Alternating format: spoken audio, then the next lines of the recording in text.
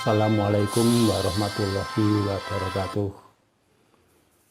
Alhamdulillah kita berjumpa kembali anak-anakku semuanya dalam kondisi yang sehat walafiat, sehingga kita bisa mengikuti pelajaran pada hari ini dengan sebaik-baiknya.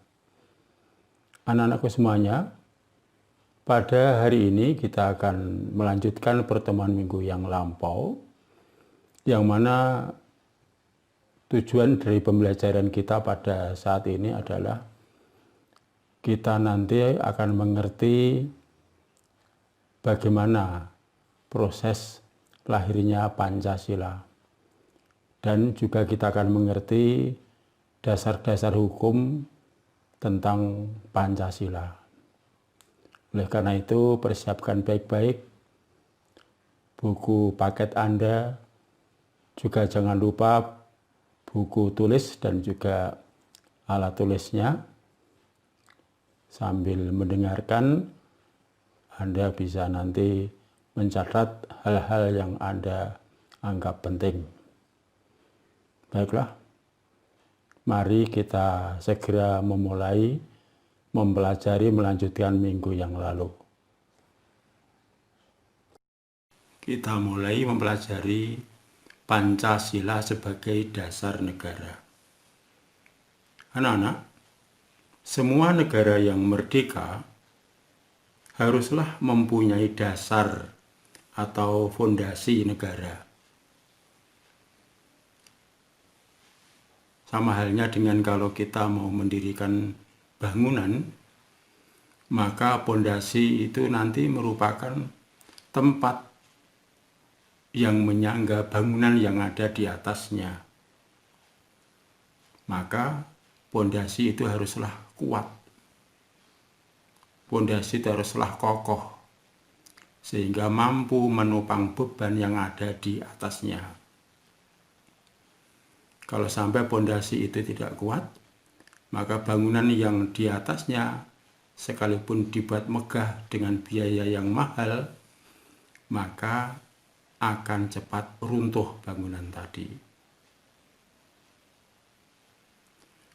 Pada suatu negara, fondasi tersebut di dalamnya berupa ciri-ciri, cita-cita, acuan, dan tujuan yang akan dicapai oleh suatu negara. Jadi berupa ciri-ciri. Nah, negara Indonesia itu ciri-cirinya apa? Kita bisa menjumpai ciri-ciri dari bangsa Indonesia, yaitu diantaranya bercirikan religius. Apalagi yang lain coba, ciri yang lain yang terpancar kuat dalam kehidupan bangsa Indonesia, yaitu gotong royong. Lalu termasuk juga mencintai sesama manusia. Itu adalah merupakan ciri-ciri yang sudah ada sejak lama. Juga berupa cita-cita. Setiap negara yang merdeka haruslah punya cita-cita. Tidak hanya sekedar merdeka saja, tetapi ada hal yang akan diraih, yaitu untuk mencapai masyarakat yang maju, masyarakat yang adil dan makmur. Demikian juga harus punya acuan. Adil itu adil yang bagaimana? Makmur yang bagaimana?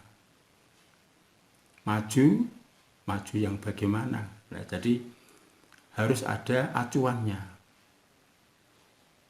Juga termasuk ada tujuan yang akan dicapai oleh bangsa tersebut. Cita-cita yang akan dicapai oleh suatu bangsa dinamakan sebagai pandangan hidup atau ideologi negara. Dinamakan pandangan hidup atau ideologi negara.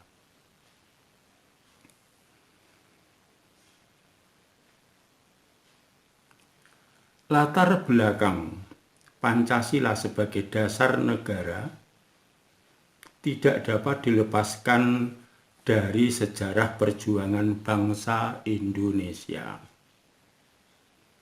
yang mana bangsa Indonesia mengalami penjajahan yang sangat panjang,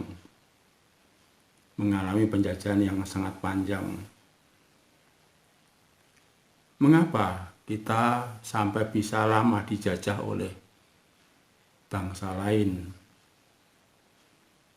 Ternyata kita waktu itu belum menyadari tentang arti pentingnya persatuan dan kesatuan. Tetapi setelah bangsa kita menyadari pentingnya persatuan dan kesatuan, melepaskan semua rasa kedaerahan dan menggantinya dengan rasa nasionalisme, maka kekuatan itu bisa mengantarkan bangsa Indonesia menjadi merdeka. Di sejarah Pancasila tidak lepas dari masa lalu. Pancasila tidak lepas dari sejarah masa lalu bangsa Indonesia yang terjajah. Disitulah termasuk ditemukan nilai-nilai persatuan.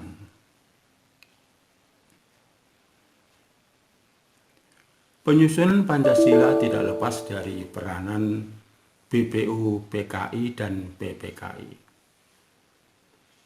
yang mana kedua lembaga ini menyiapkan, membicarakan, dan akhirnya merumuskan dan menetapkan tentang Pancasila.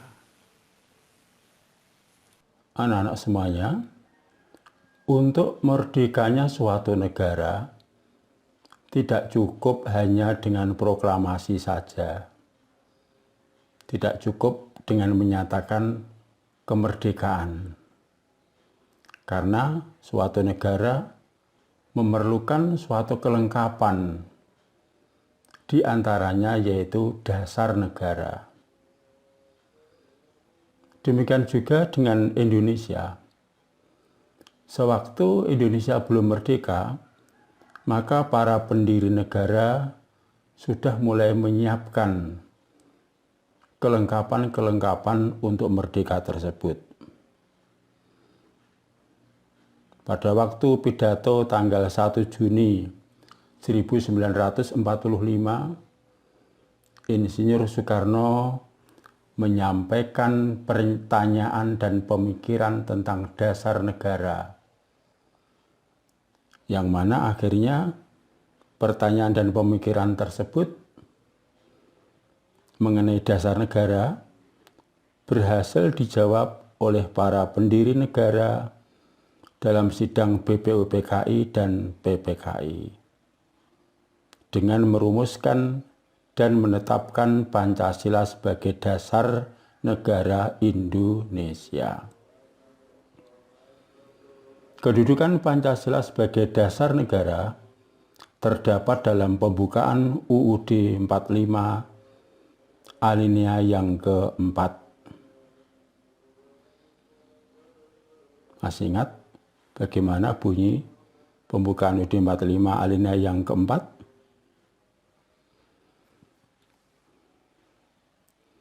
Dalam pembukaan UUD 45 tadi, terdapat rumusan Pancasila,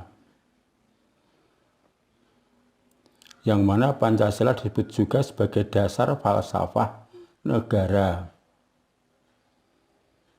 Dalam hal ini, Pancasila berfungsi sebagai dasar untuk mengatur penyelenggaraan pemerintahan negara.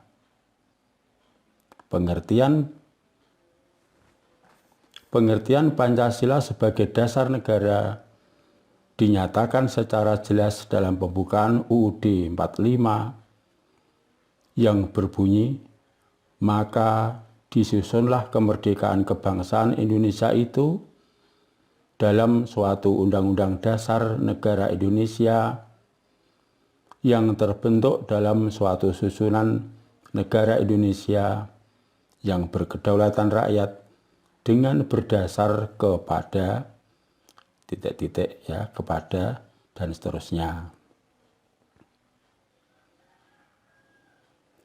Rumusan Pancasila yang terdapat dalam alinea keempat pembukaan UUD 45 secara yuridis formal adalah sah, berlaku, dan mengikat seluruh lembaga negara, lembaga masyarakat, dan setiap warga negara tanpa kecuali. Rumusan lengkap sila-sila Pancasila telah dimuat dalam Instruksi Presiden atau Inpres nomor 12 tahun 1968 tertanggal 13 April 1968 tentang tata urutan dan rumusan dalam penulisan, pembacaan, pengucapan sila-sila Pancasila sebagaimana tercantum dalam pembukaan UUD 1945.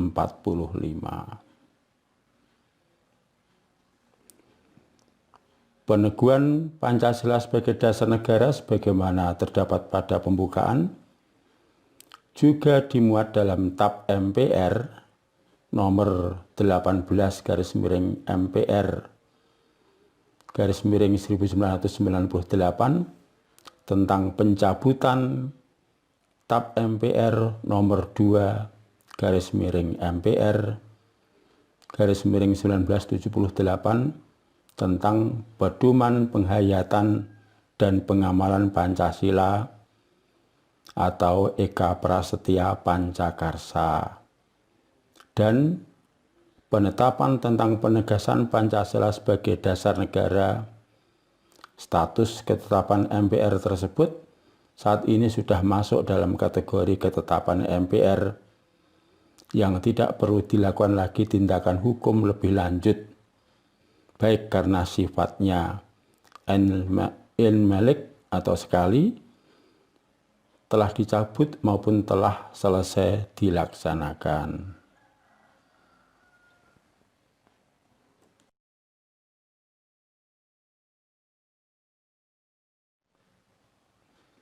Pada Undang-Undang Nomor 12 Tahun 2011, yaitu tentang peraturan perundang-undangan, Pancasila ditetapkan sebagai sumber dari segala sumber hukum.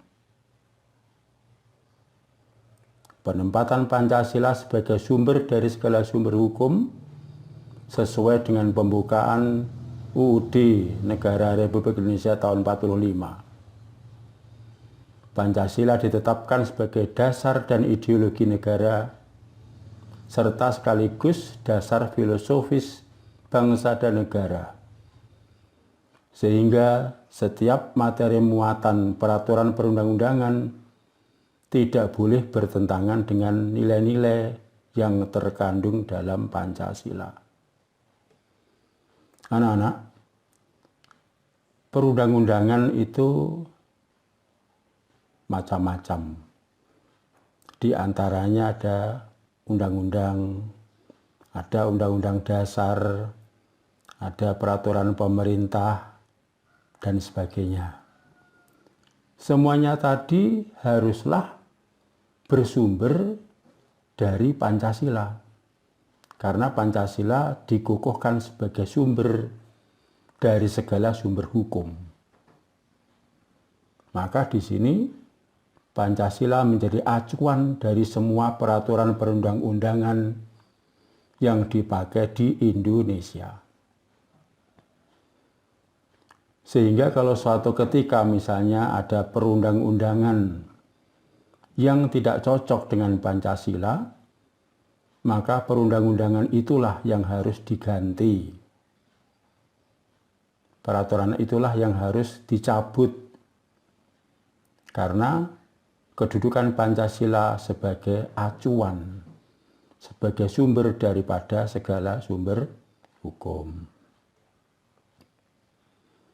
Lebih lanjut dijelaskan Pancasila sebagai dasar negara menurut Noto Negoro seperti yang dikutip oleh Darji Darmodiharjo SH, Sarjana Hukum, yang terbit pada tahun 1995, halaman 8, dinyatakan bahwa di antara unsur-unsur pokok kaidah negara yang fundamental, asas kerohanian Pancasila adalah mempunyai kedudukan istimewa dalam hidup bernegara dan hukum bangsa Indonesia.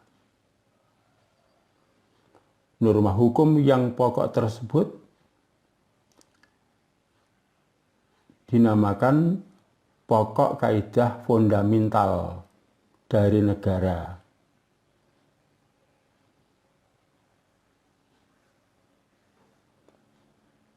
Yang mana hukum tersebut pada hakikatnya mempunyai kedudukan yang tetap, kedudukan yang kuat dan tidak berubah bagi negara yang dibentuk. Dengan perkataan lain, dengan jalan hukum tidak dapat diubah. Jadi Pancasila itu tidak dapat diubah. Dari pernyataan di atas dapat disimpulkan bahwa fungsi dan kedudukan Pancasila adalah sebagai kaidah negara yang fundamental, atau dengan kata lain sebagai dasar negara.